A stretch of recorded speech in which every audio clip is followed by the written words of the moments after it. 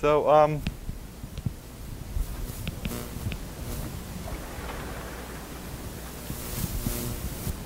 the goal today is to talk about rational curves in Nakajima varieties, enumerative geometry of rational curve in Nakajima varieties, but we'll start with general remarks. So if some variety x, so x for us will be Nakajima variety. And so there I will look at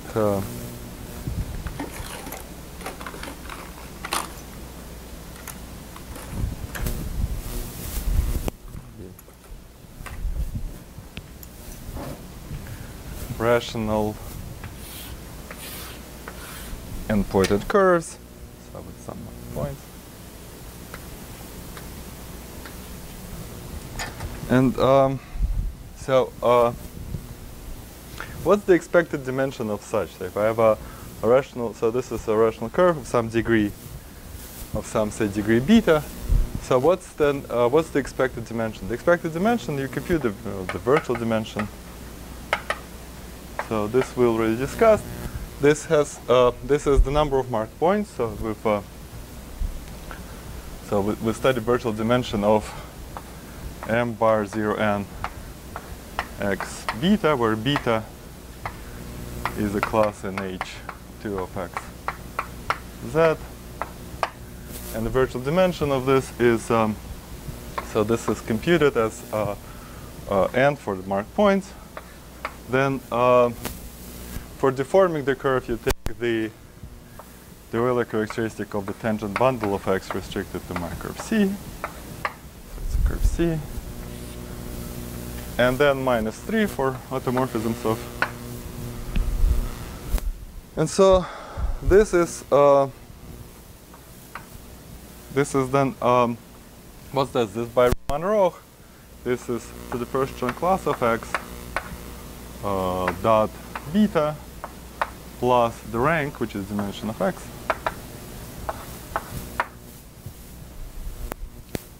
And then so all of our varieties will be symplectic, and so this will thing go away. And so if n equals 3, this will just be the dimension of x if n equals 3.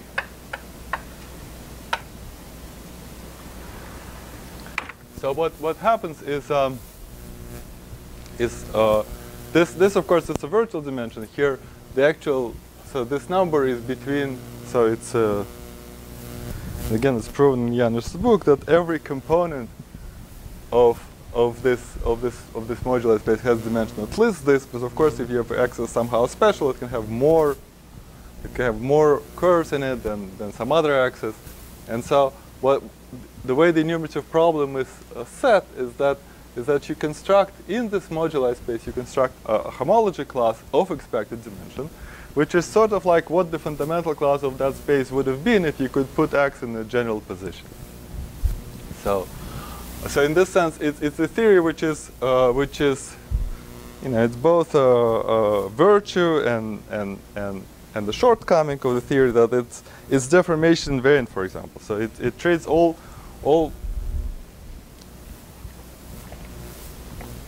every the special, it precisely disregards whatever special circumstances might happen when you have special curves and special varieties. It treats all deformation invariant in particular. So one defines, so if say I take 3 marked points, for example, I remove one of those, then one defines this quantum product. So gamma 1, quantum gamma 2, gamma 3. So this is by definition, this is summation over all beta effective. Otherwise, the number, you can sum over all beta, but their contribution will be just 0. You put a placeholder q to the beta for an L to record the degree, and then you integrate against that this virtual fundamental cycle, which is a cycle of this dimension. so dimension x in this case. So then you have, in this modular 3-pointed curves, you have evaluation maps to x. So you take evaluation at 3 marked points. So maybe these are the marked points p1, p2, p3. You evaluate, you take the pullback with evaluation map of the class gamma 1, cup with evaluation pullback the class gamma 2, cup with evaluation pullback gamma 3. And since the dimensions of all this virtual dimension is just, this is a cycle of dimension x. This is graded the same way, so graded the same way as the ordinary product, right? The same way.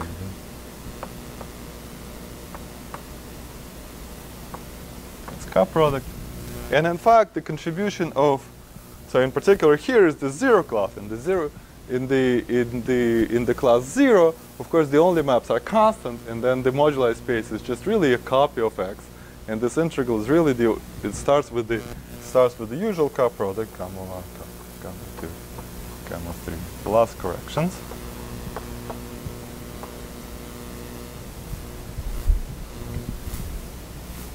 Right.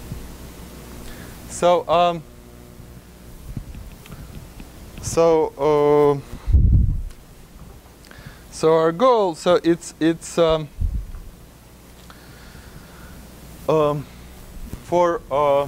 Nakajima varieties and also plastic resolution. So for Nakajima varieties,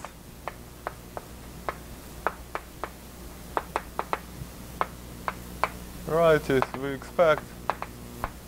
So this defines a new commutative associative ring. Well, supercommutative in general, associative ring. And so for Nakajima varieties, we expect this the ring, this ring, somehow this ring we expect the classes in H2 of X to generate this ring, this ring over series in Q. And here. Or actually fields like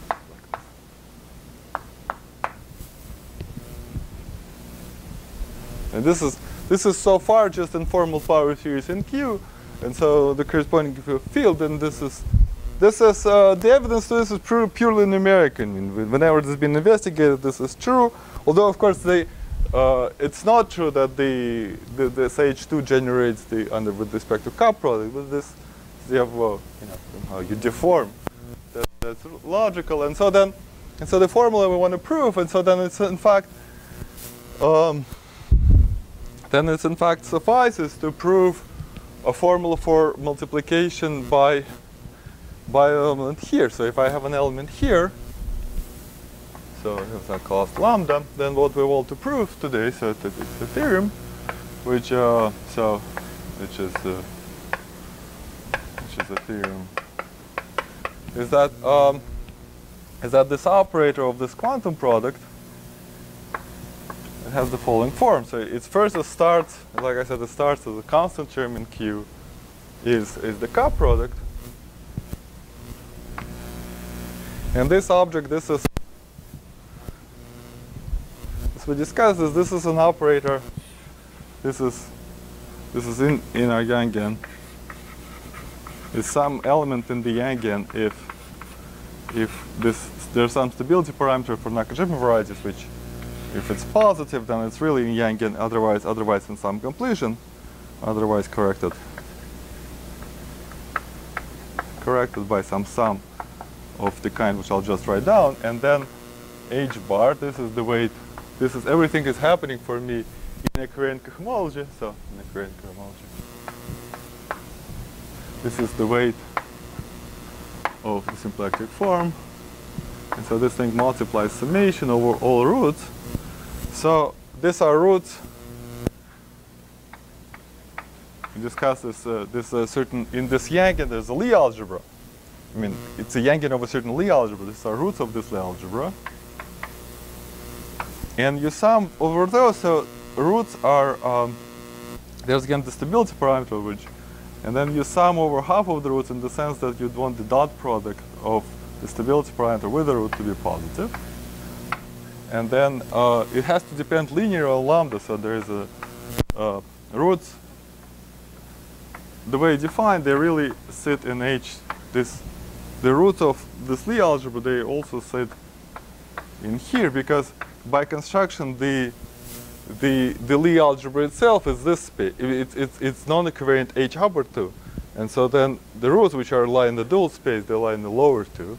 You pair it with the root, then you put q to the alpha 1 minus q to the alpha, and then there's a sort of, maybe I'll write something like this, which is just really B, since we have to get used to the fact that the root subspaces of these Lie algebras are not one-dimensional. They're finite dimensional, but not one-dimensional. So what this thing really is summation over some dual basis of two root subspaces. This is dual basis of G and G minus alpha, and plus some constant multiple of identity, something, yeah, some O of Q times identity. To find out what the identity is what this. It's better to always think this unspecified, because this is, to find out what this is, you have to apply. So to find that multiple, you have to apply this operator to 1 in cohomology, and then 1 is cohomology, so lambda 1 is always 0, and so then the quantum part is always equal to lambda, just lambda. And so then this means you have to apply this expression to identity, and then this will tell you which you can subtract the trace and something. Yeah, something like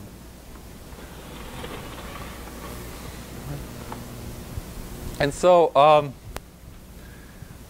how is one supposed to?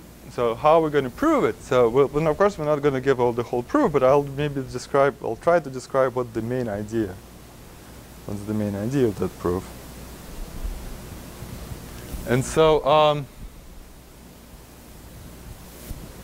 what I was going to say. I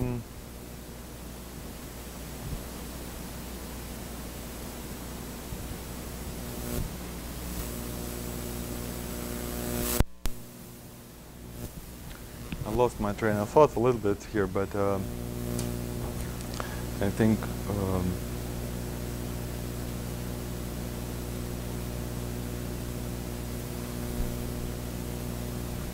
maybe it's not so essential. So, right. So this is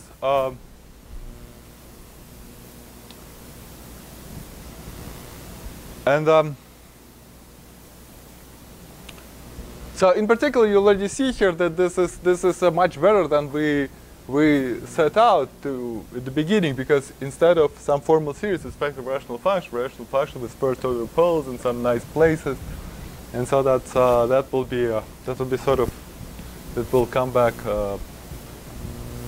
And the way to prove it, so like I said, I'm not going to, of course, do the whole proof. It's sort of it's long and complicated. I mean, complicated. It's certainly long. Maybe it's not complicated, but it's again, I want to come back to a very general situation, and I want to say that it's very beneficial. It's very good to think about. So a very good object to think about is this, what's called the quantum differential equation.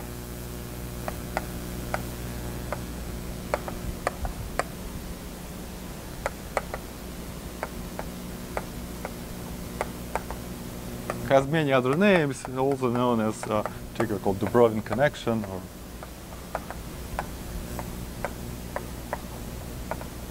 so what is this? Where is this connection on? So it's a connection on trivial. So it's a connection on a trivial bundle. On a trivial bundle with fiber, the entire cohomology of X over bundle over the H2 non-equivariant of x. And the connection is very simple. It's the derivatives d by d lambda. This is just a directional derivative here, applied to some unknown function, is equal to lambda star c, where d by d lambda means that d by d lambda applied to q to the beta, well, it's just lambda pair beta q to the beta. In other words, you think q to the beta, you can think this q to the beta as a function. So maybe we'll replace this complex cohomology. So in fact, if you think q to the beta is a function on here, so this is evaluated at the point lambda. This is exponential of beta lambda, which is sort of what's suggested by this formula, that it's really a function not on this vector space, but rather on the torus, where you mod out by 2 pi I integral cohomology.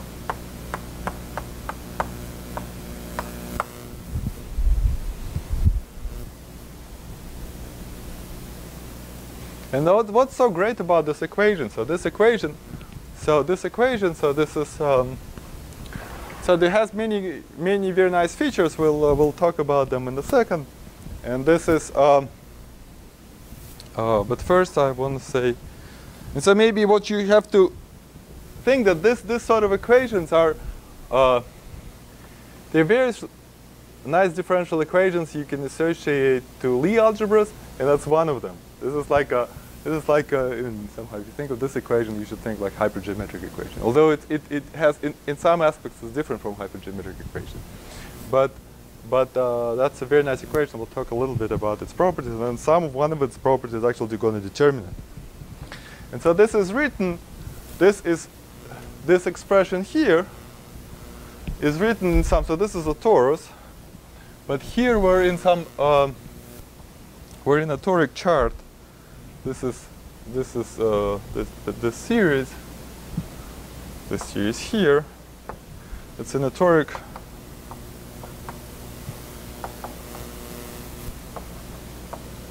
So you think of some partial compactification of this torus determined by corresponding to the cone,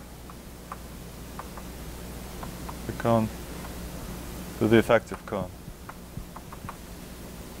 in the dual space in H2, H lower 2, or X, or ample cone in H upper 2 of X.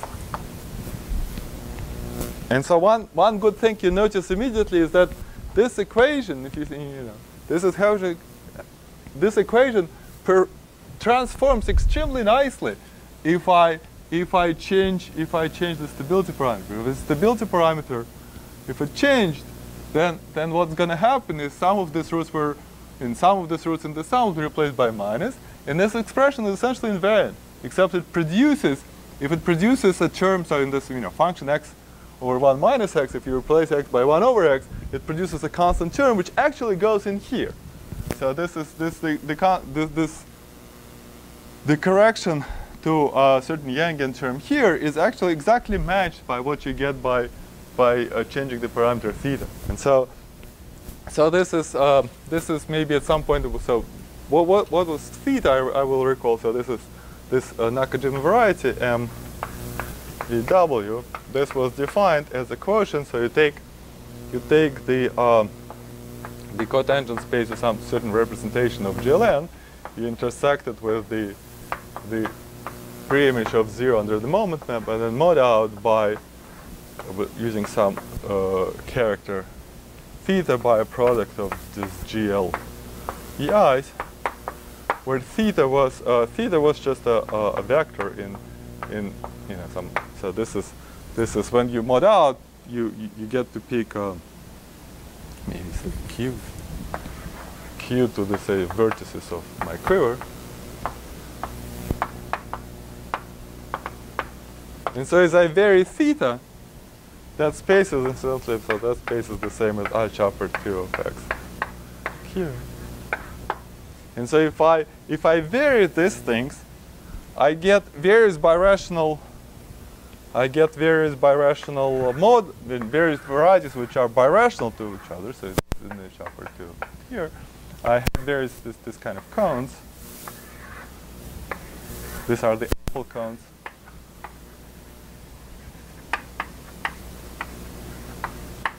Of different, so maybe I'll call it theta, of different of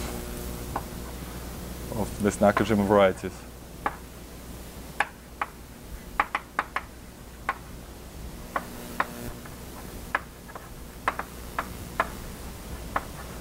For different stability parameters thetas. So when I mod out, I need to pick a character of the center, and so the center of this, there's a center for every vertex of the there's a for vertex of the quiver. So this is why I get this, and so then I get, so what you see what I get is that then I take, this defines me, this is a fan of a certain toric variety, and then I get a toric variety. Okay, I'm not gonna assume this is not the toric variety associated with this fan, but it's just I don't want to go. We decided to write a hexagon, and so then the first thing you see is that this formula here defines you a regular. This defines you a differential equation with regular singularities. This defines you in ODE with regular singularities.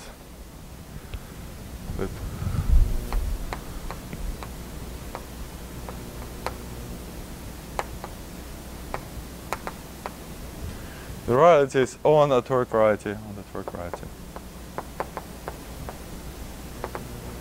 associated.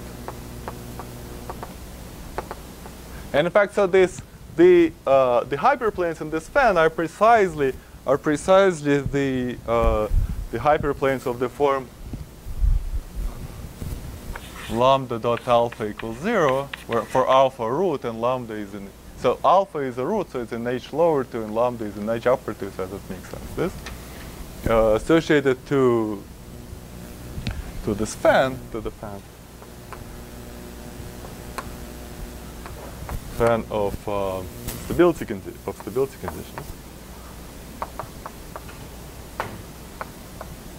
with first order poles, with poles along the toric divisor. Just because d by d lambda, this has this in terms of q is q d by dq, so this is going to have a poles along the toric divisor.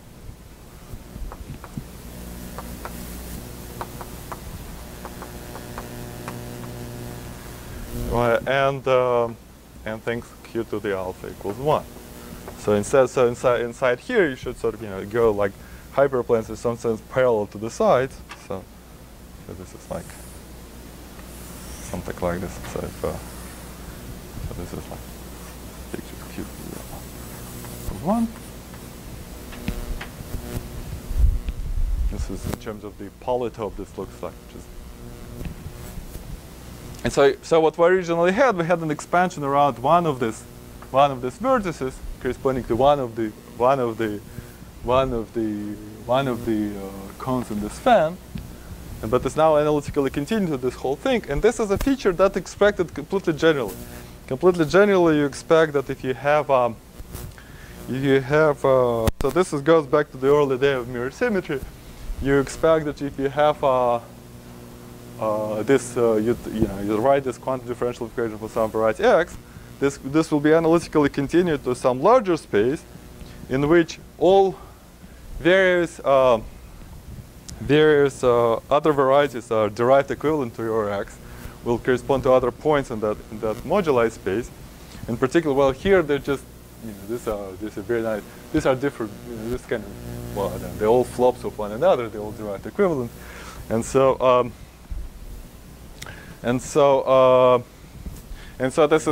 this pans out very nicely here.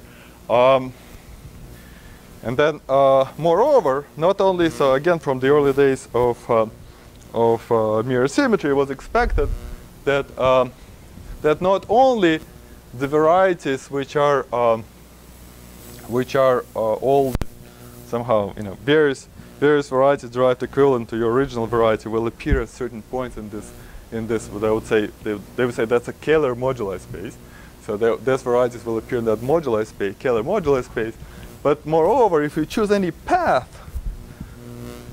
in the regular locus of this connection, so if you take a path, I don't know, I'll just try to draw a path in the regular locus of this connection.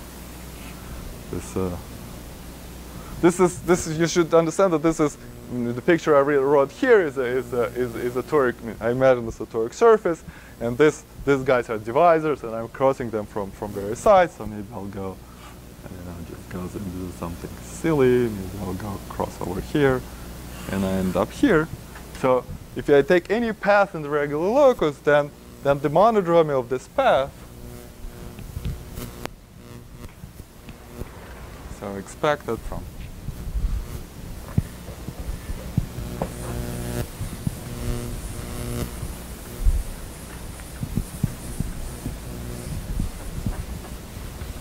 So maybe I'll write this. I'll call this connection lambda. This is connection d by d lambda minus boom. And so the monodromy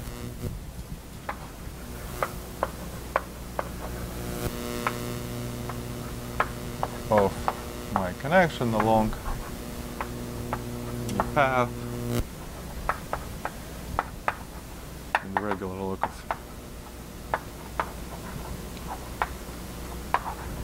The locus should be the action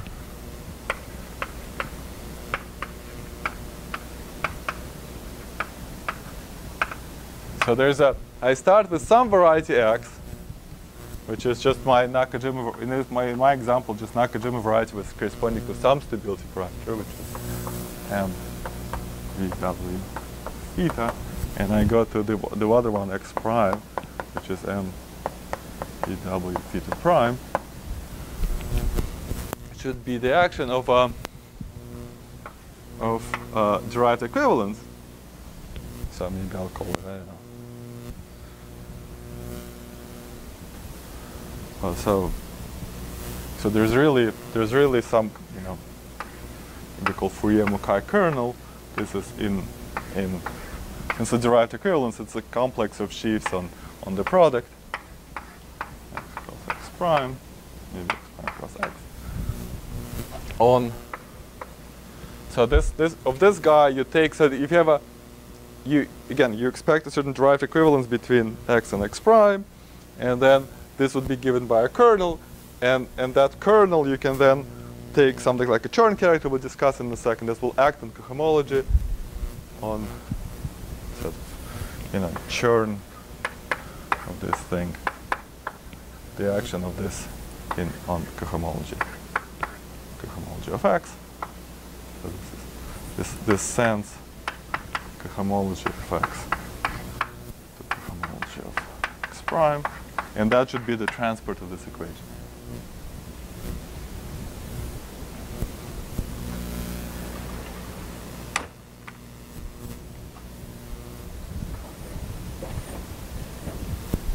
And this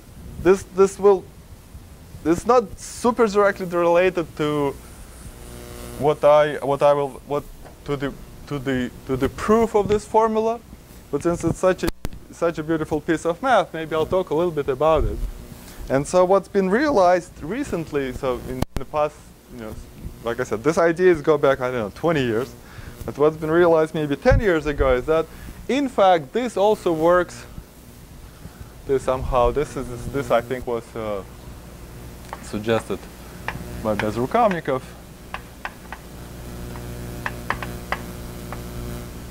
This says that this also works.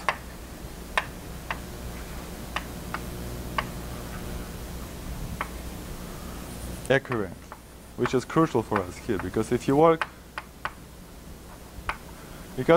non-equivariantly, then all of this is a triviality. I mean, you see in front of the interesting parameter here stands a covariant parameter. So if you set that to 0, then there's nothing to discuss. It's everything. Every statement will be true, but this will be somehow empty.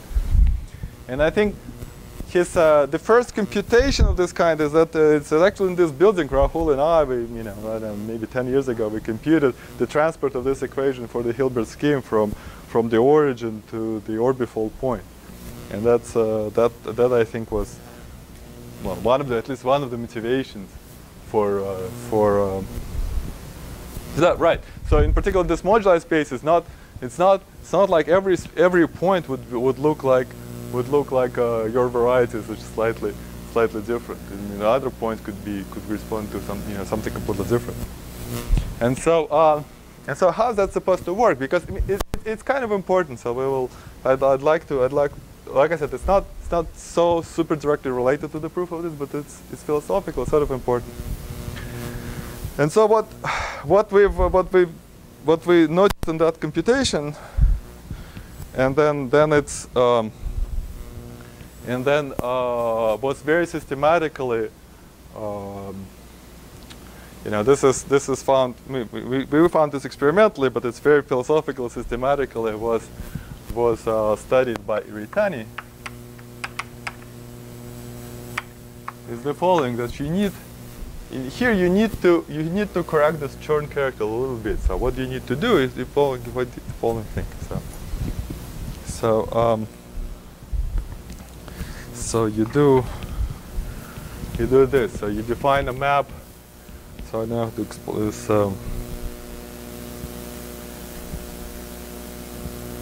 I don't know how it's done.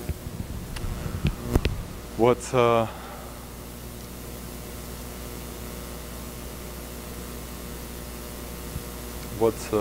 good letter, because I use little phi in my analysis, so maybe not so good. So how about I'll just take churn with tilde. So I'll define churn with tilde of some sheaf E. So this has the ordinary churn character. You have to modify it in two ways. There's a standard thing you need. Since we're computing like monodromy of differential equation and so on, you certainly expect that at least some 2 pi i's to show up. Right? If you've 2 pi i's, you have to be there. And so that's clear. So it's going to be 2 pi I.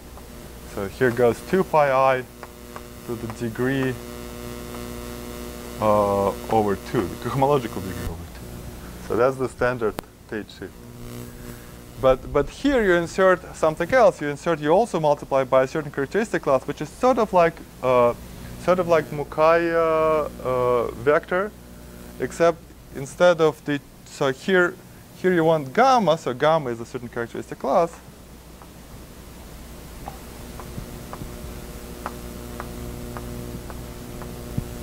Which is sort of like a square root of thought, but it's not, because in a sense what we want, what the condition you want, is this. So it's a characteristic class. It's in the real cohomology of X. And what would you like it to be? You'd like gamma times gamma complex conjugate to be the top. Not the complex conjugate, but how to say? Like you take the complex conjugate of this whole thing, so it's like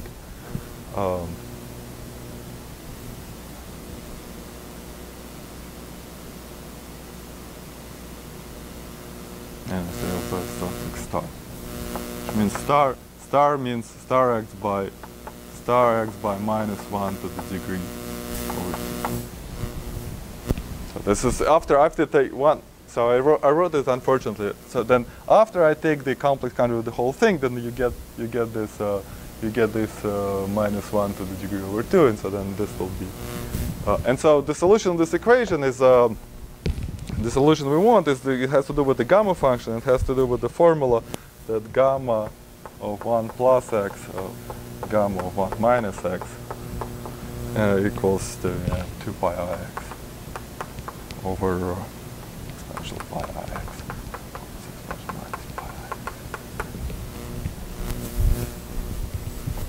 Again, this makes total.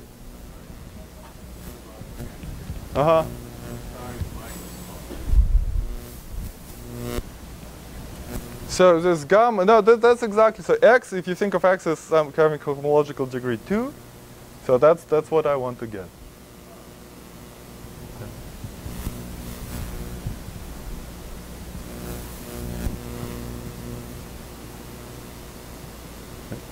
And so, like again, this gamma functions is extremely, as I said, this equation is we will compare it contrast with the hypergeometric equation, but it's useful to to keep in mind this hypergeometric function in F21 of A, B, C, Z, which is something like, well, I don't know, what was it? Was the period gamma, like gamma, let's say, gamma. Some integral of the one, like t minus 1 minus t, c minus 1 minus t.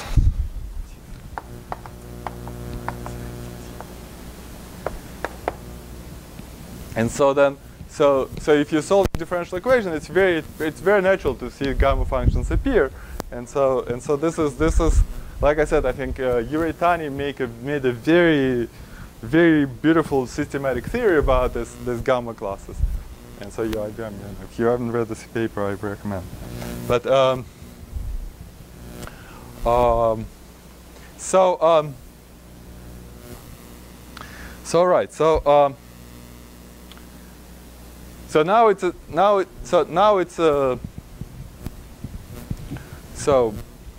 now it's a statement, and there are in fact some results towards the statement. So like I said with Rahul, so Panaripande, yeah, maybe I said.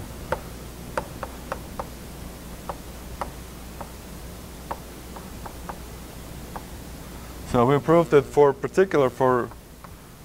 Hilbert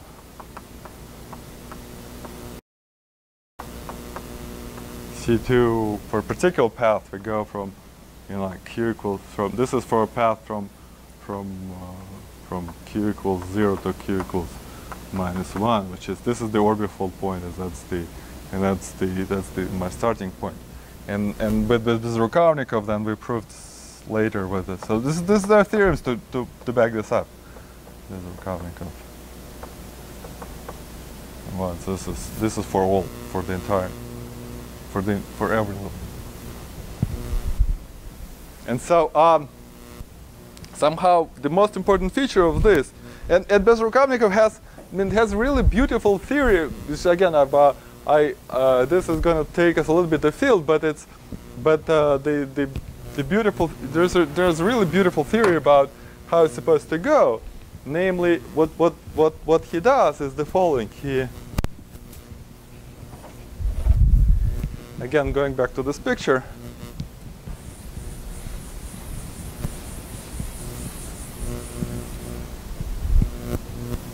You can, of course, every path you can compress, like sort of, every path you can say, well, I'm just gonna go straight to this inside of the circle right here says the torus where all coordinates equal 1 in absolute value. And I can go just straight to that torus in the middle, except I'm going to end inside of this point. There sits a torus. And if I take the universal cover of the torus, then that torus then I'll see a tessellation by this roots again. So I see this root here in the torus will give me this tessellation by root. Tessellations of this middle torus of this torus universal cover by alcove or alcove corresponding to roots.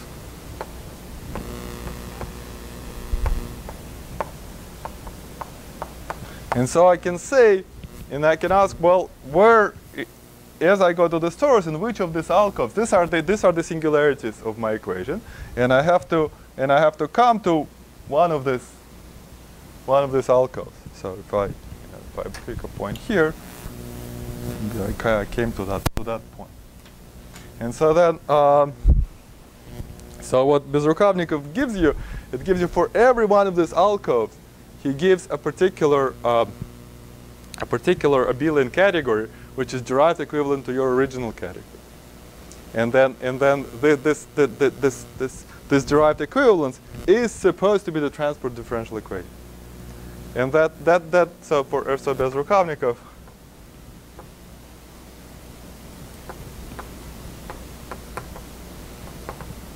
gives an abelian category.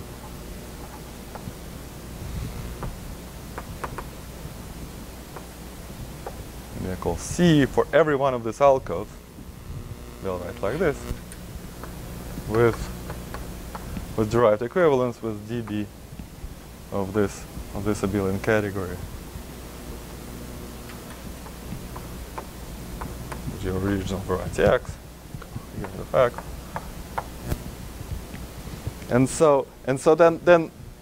And this is constructed extremely beautifully. This is obtained by, you have the symplectic manifold, and you can quantize a large positive characteristic. When you quantize the large positive characteristic, you get a non-commutative algebra that depends on a parameter which is sort of like this alcove.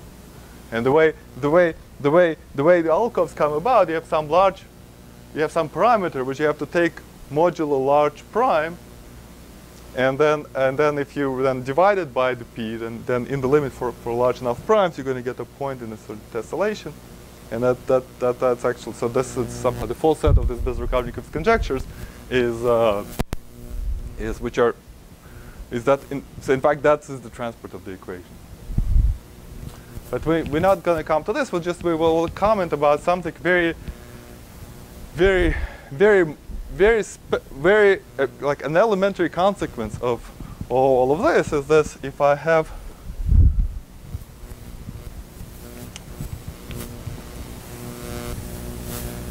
so this is extremely elementary consequence of all this discussion.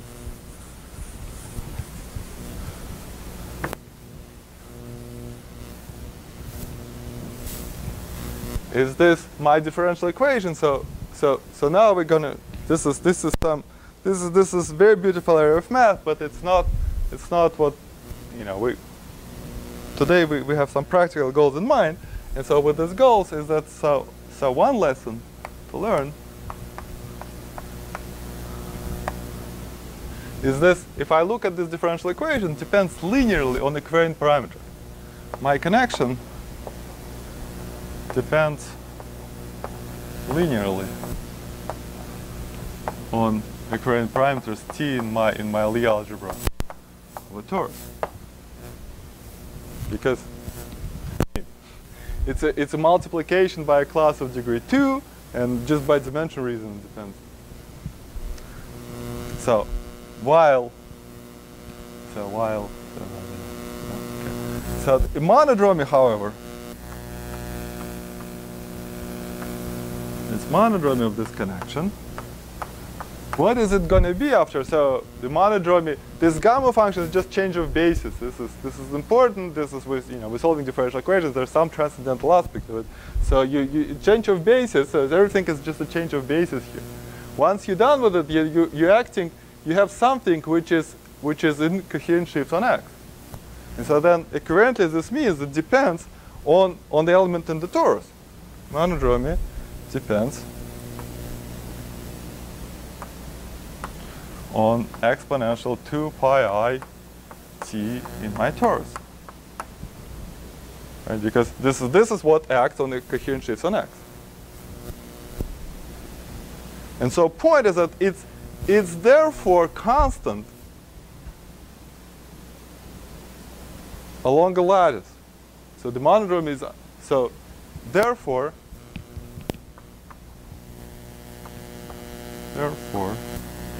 unchanged for shifts t goes to t plus 2 pi I the character lattice, 2 pi I times the co-character lattice.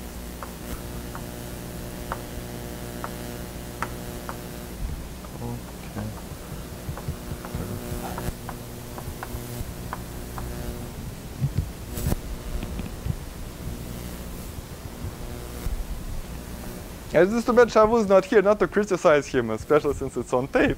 But I think it must be extremely rare to have. It has this kind of features that it's like, you know, looking for an algebraic number such as exponential is also an algebraic number. It must be extremely rare to have differential equations that depend algebraically on some parameters, such that monodromies depend algebraically on exponential of those parameters.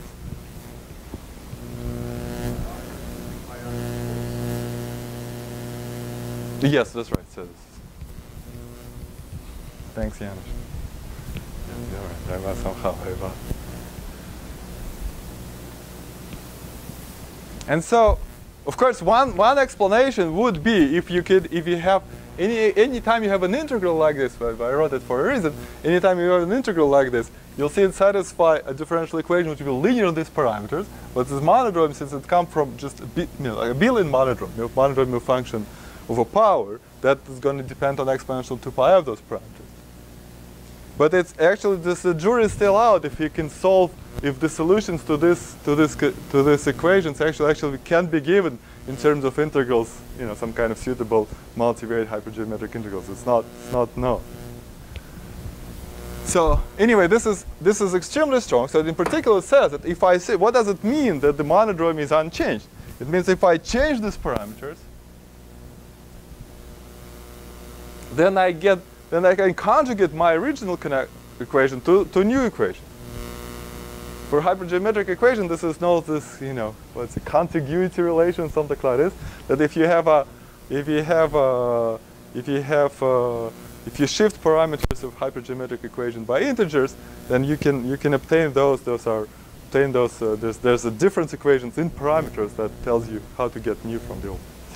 So point is that for every shift of equivalent parameters by a co-character lattice, I should be able to exhibit a shift operator, what people would call a shift operator, something that takes my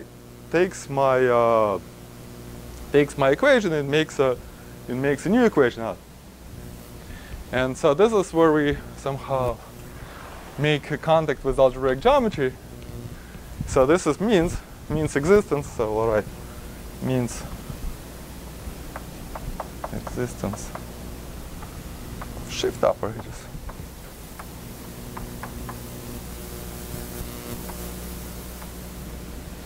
Indexed by the character lattice. T. And this you can construct geometrically. So the geometric construction is like this.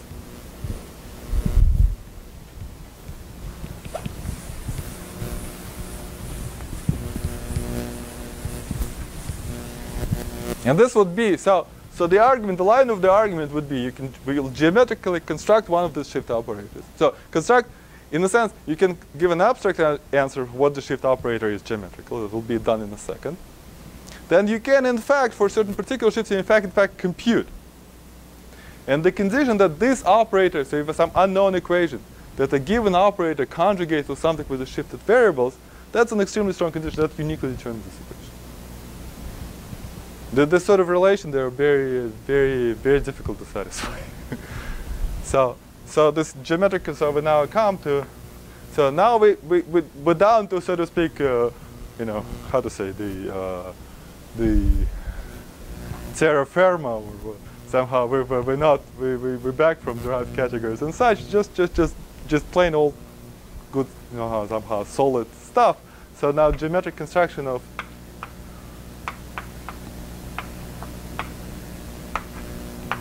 the shift operators.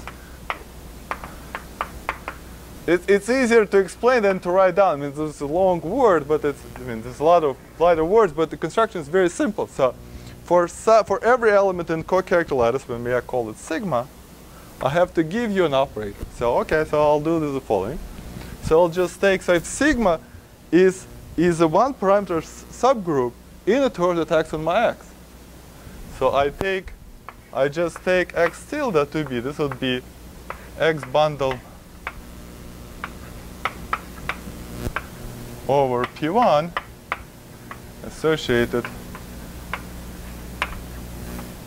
to O of 1 via sigma.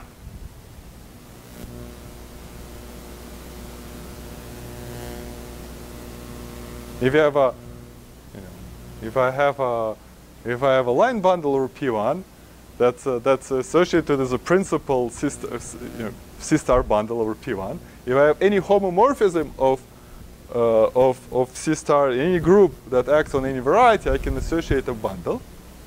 So this looks like something like, so there's my base P1, and there's a slightly twisted copy of X. And so in this space, I can study curves. So I can study, so what I can do is I can sum over all degrees. So what's the degree in this space? So this the h lower 2 of this space maps to Z with kernel cohomology of X. So I'm going to study over curves. So I'm interested in curves which have some degree in X, but map with degree 1 to P1. So I'm going to sum over beta in h2 of X.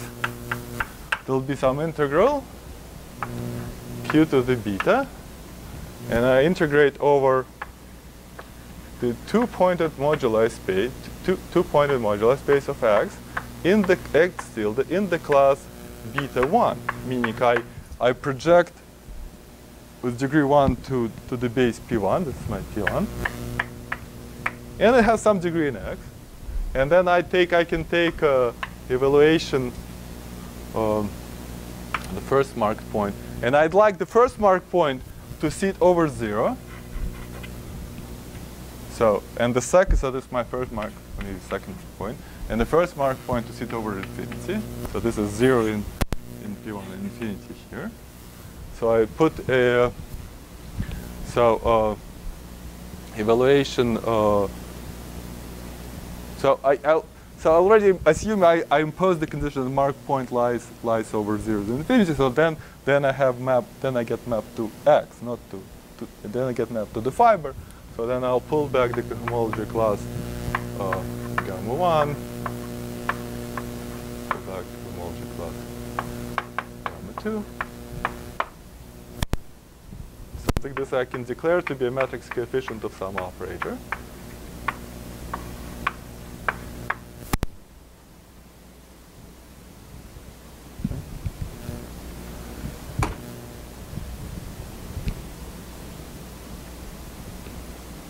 And so,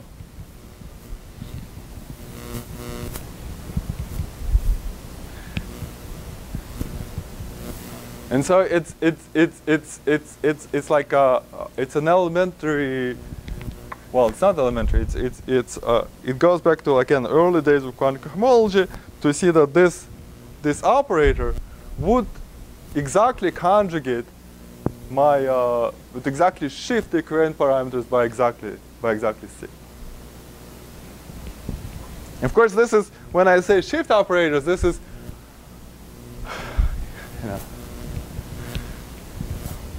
So there are two parts of the statement. You're looking for an operator that satisfies, that conjugates. We're looking for an operator. So what's the equation we're trying to solve? We're trying to solve the equation of the following kind. Take nabla and apply it to S. That is the same as S, and here's nabla with T shifted by sigma. So, of course, this is a matrix. This is here we multiply on the left, and here we multiply on the right, and you can always. It's an ODE which you can always solve. The statement is that this is 0, and so the point about the solution has to be rational in Q. Otherwise, the solution has to have no monodrome. The solution has to be rational in Q, and then of course there's a separate statement here that in certain instance you can prove it's a function rational in Q, and in fact in a certain instance, which the instance we'll do today, in fact you can prove in fact it's a Laurent polynomial in Q. This is the computation we'll do. So So this is again. So you're going again. This is rather formal computation to show that this differential equation is satisfied, but geometrical meaningful statement that for varieties that interest us, this in fact will be a rational function of Q. Just like before. Before we were summing this formal series in Q, and that turns out to be a rational function, and that would be something of that same kind. So so now what is the particular core character that we will use? So well, we'll take our favorite one. So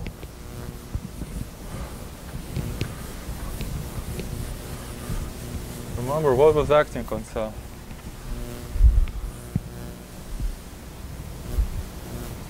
So again, we had this Nakajima variety, V and W.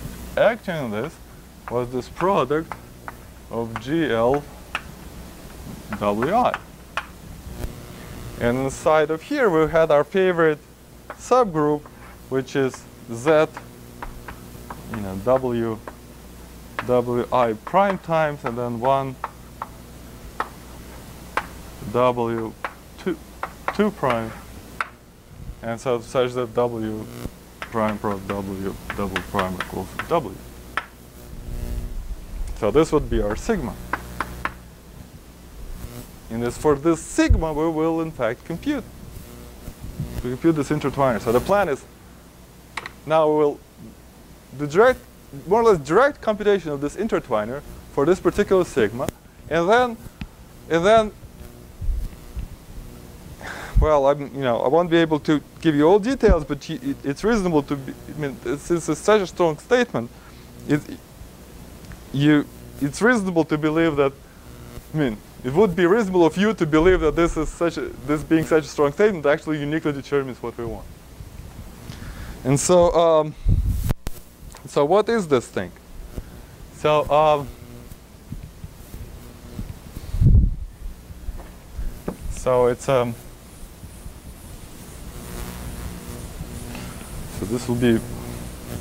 this will fall into the following general category. So suppose I have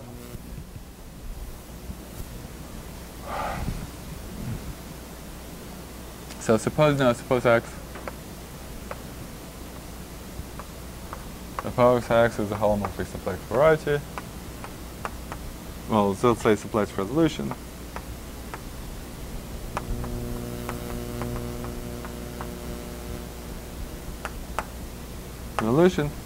Let sigma, so this is an action, let's see star, so this maps to automorphisms of X, preserving symplectic form, let this action be minuscule.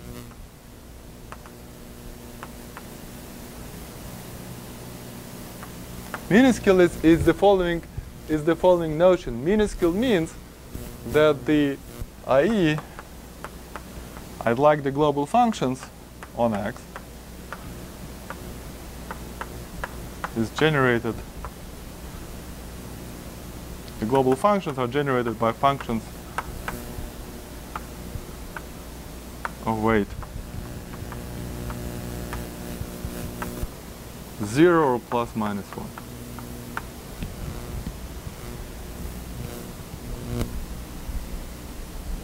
This means that the torus action is small in some sense.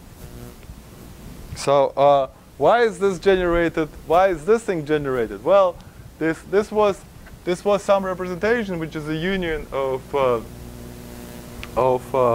this was a quotient some representation which is a bunch of defining representations of GWI. And so if you just use the first fundamental theorem of invariant theory, you'll see immediately that this is if you have this this matrix, you see it acts like well, it's immediate to see that this in fact satisfies this property. And so so this is minuscule, and then use this and let S sigma, which is now a map from homology of X to itself, be the corresponding intertwiner.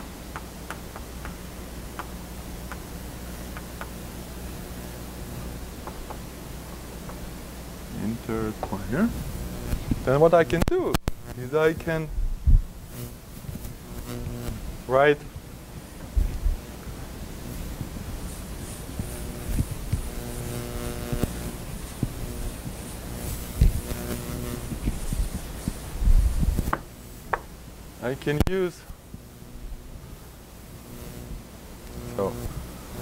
then we have this. Remember, we have this. So this is an action preserving symplectic form. So we have the corresponding stable envelopes. Maybe we call them plus and minus, corresponding where this goes to 0 to infinity. These are maps from the cohomology of X locus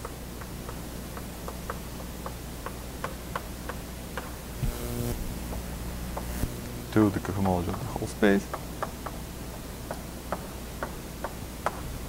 And so what I can do is I can take my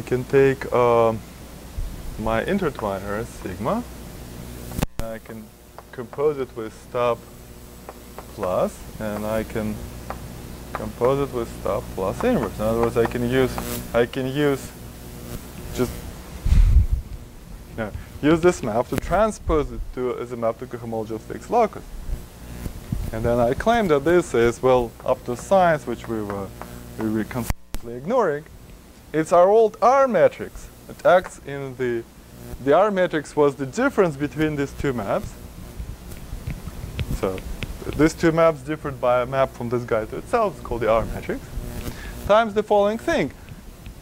So to speak, Q to the degree of constant curve.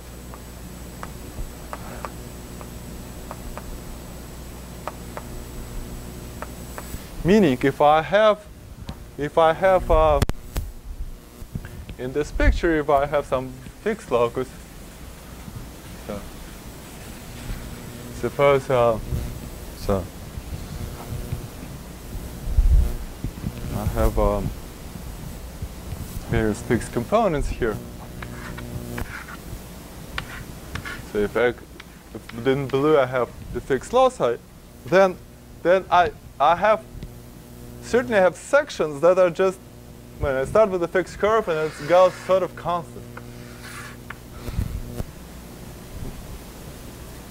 Point is that this object is not, since this bundle is twisted, this would be, the degrees of this are a bit different.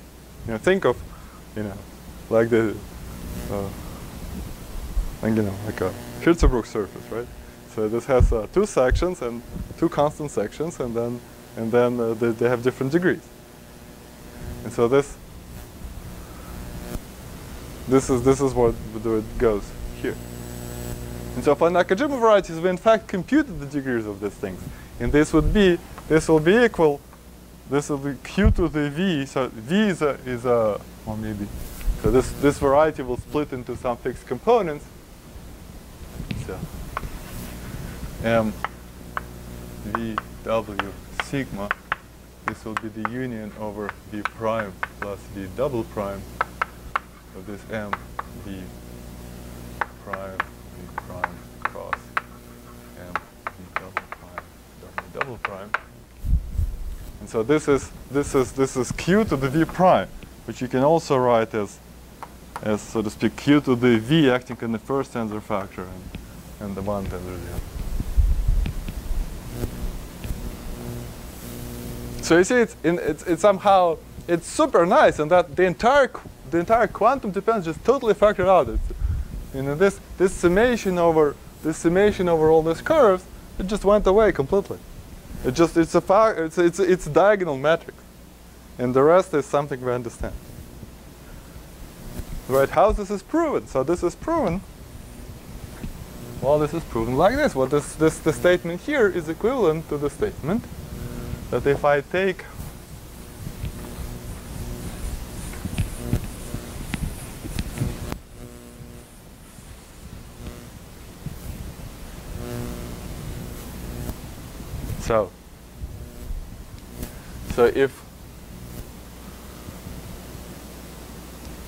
what does the statement? What's the statement says? Because if I take this table, now if I write this out, this is stop minus inverse composed with stop plus or something like that. If I cancel various terms, so the statement will be saying that if I take this table envelope minus of some class gamma 1, and then which is a class in the fixed locus, then if I then pair it with S applied to the stable envelope of some class also stable minus of gamma 2, that this is equal to summation over fixed loci components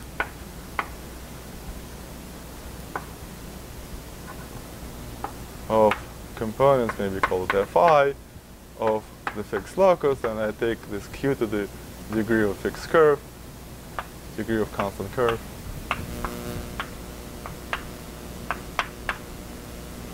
times just the integral of over this component and gamma 1.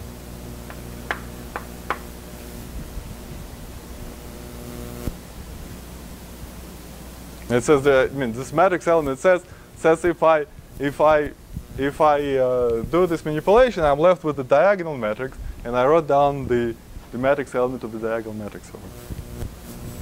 Okay.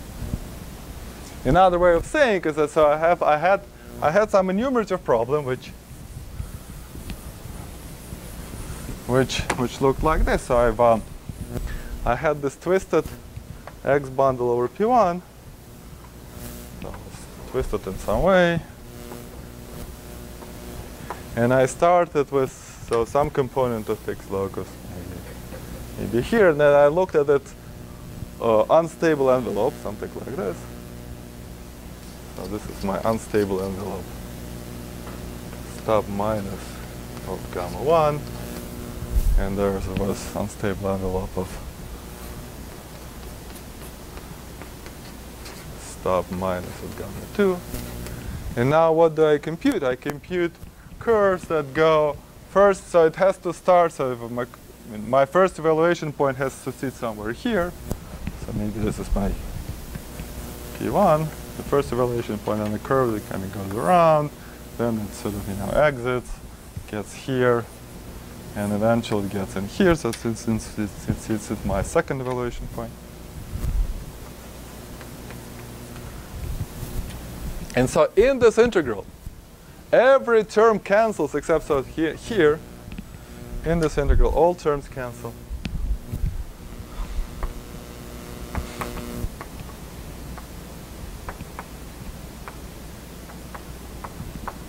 Except the term which just goes straight.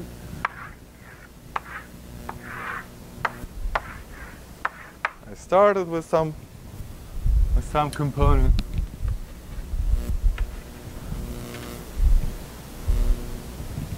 And I just go straight with my chunk. Everything else just doesn't contribute. All right, so how are we going to prove this? Well, so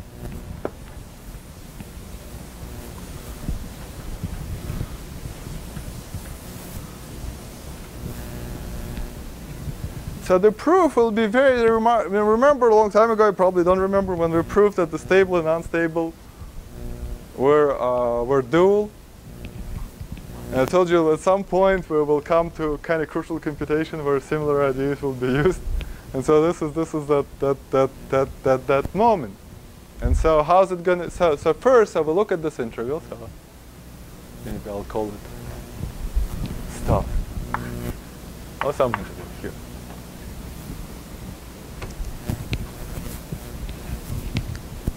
So if so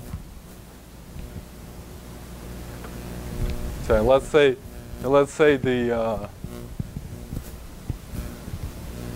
let's say that the degrees of, so for this for this, the degrees of gammas will have to add up to the dimension of fixed locus. Let's assume that this is the case. Let's assume that the degrees of gamma 1 plus gamma 2 is the dimension.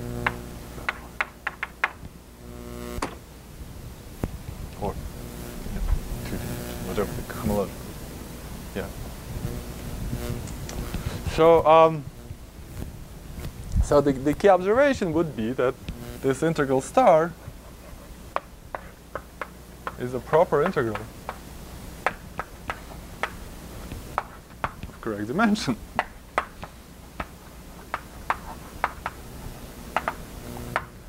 Namely since it's integral, hence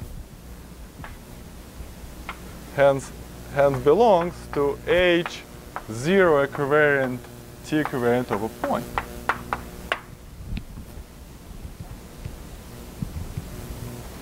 And so what do we need to do? So first the dimensions. The dimensions, what's the dimension of this? So this is correct dimension, that's easy since my one parameter subgroup preserves the symplectic form.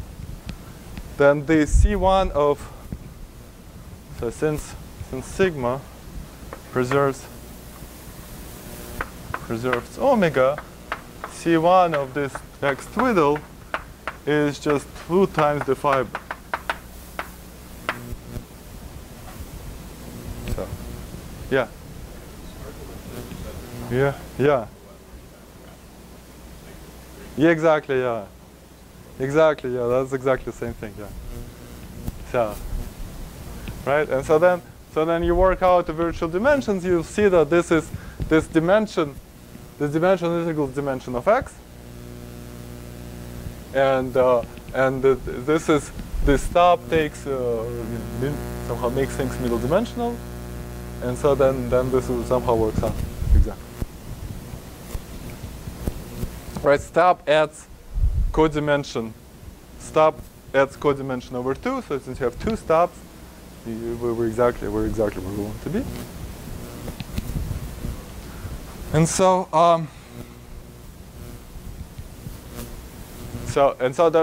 but then proper. So this dimension we already covered, and now proper.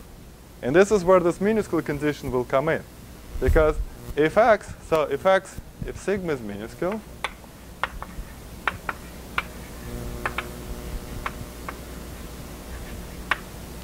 then this means what was minuscule means? Means the global functions are generated by functions weight 0 plus or minus 1. That means there exists a sigma equivalent map, maybe I'll call pi X invariant map to a representation of weight with weights, I don't know, V1 plus V0 plus V minus 1. These are vectors, linear representations of sigma with this weight, with weights indicated.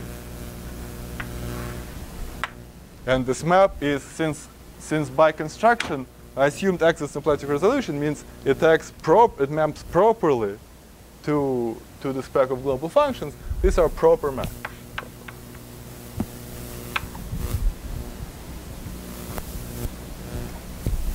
So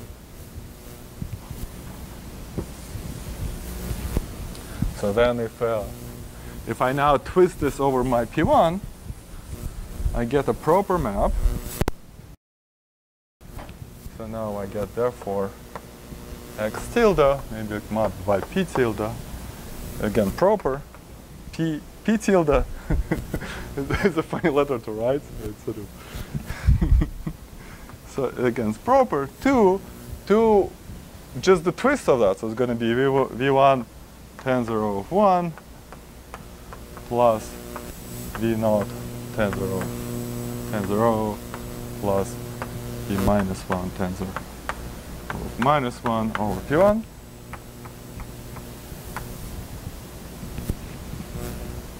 And so where are my stable envelopes are going to go? So my stable envelopes, they kind of go, so this is the this is the minus. So I've been constantly using the plus direction for going down and minus direction for going up.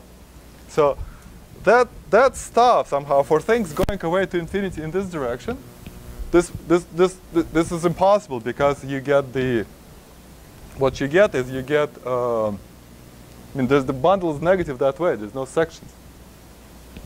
Does that make sense? So you think that my base point here is free to run in the negative direction. So I mean the stop. So this stop minus, the image of stop minus of anything lands in here. And so therefore this would be going in this direction. And there's no section this way, so this proper this way. But then of course it also could be that my curve itself, somehow runs away, right? You can have a rational curve and runs off to infinity. But the point is that here I have two pointed curves, and I impose some conditions on the two ends, and the bundle I have is O of 1. If I have O of 1, then and I have condition on 2 points, then it doesn't run away. So the condition says that if I take the evaluation map goes in here, and so in particular, while the curve could in principle go this way, could go in a positive direction, but since my endpoints evaluate to the negative part, then that keeps it from going there. And the endpoints cannot go just because there's no sections this way. And so you see, it's extremely crucial in this argument that there's the one here. Right? If I had a function of any other weight, and that's true, because the more general shift operators you can study, that's a very interesting object of study, but they certainly don't have the simple form. They're much more interesting operators. So you have to be a lot smarter to compute them than just do this. And so this is proper. Well, if it's proper, it goes in here, just a constant. This constant we can compute with any ways we want. So we can compute, so if it's a constant,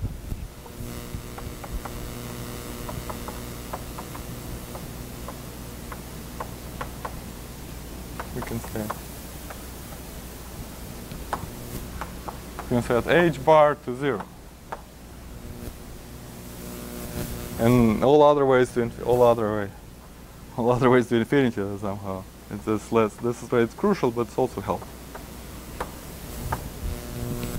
Remember, in this argument with the duality, we send the current ways to infinity, which is always a good thing to do. But more importantly, if you take h bar to 0, then you really kill a lot of. I mean, it's a real killer, because all curve counts here, all curves, so if you write this down, so everything inside X, so for example, you can use, we'll say use the localization, and we're going to get, so if we use localization, we're going to get one of these constant sections and then stuff in X.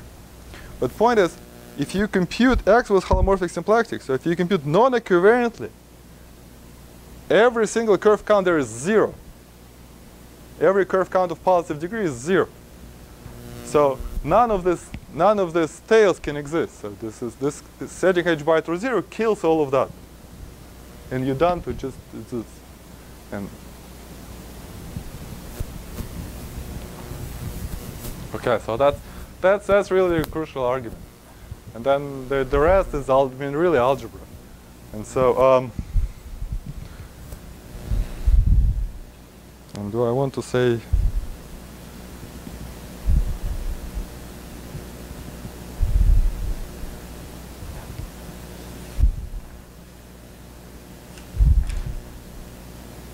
Well, I don't know. I mean, there were things I skipped in the earlier parts of the talk, but I think it wouldn't make sense to now for me to go, try to make you remember what was it that I was trying to say before. But